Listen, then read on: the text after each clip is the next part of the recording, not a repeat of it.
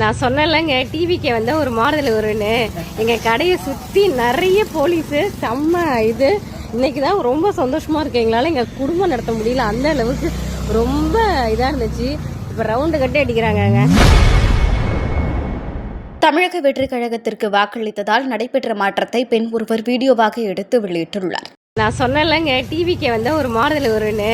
எங்கள் கடையை சுற்றி நிறைய போலீஸு செம்ம இது. இன்னைக்கு தான் ரொம்ப சந்தோஷமாக இருக்கு. எங்களால் எங்கள் குடும்பம் நடத்த முடியல, அந்த அளவுக்கு ரொம்ப இதாக இருந்துச்சு. இப்போ ரவுண்டு கட்டி அடிக்கிறாங்கங்க. இங்கே இந்த இடத்துல ஒரு ஒயின் ஷாப் இருக்குது. இப்போ இங்கே போலீஸ் நிற்கிறாங்களா, இந்த இடத்துல ஒரு ஒயின் ஷாப் இருக்குங்களா,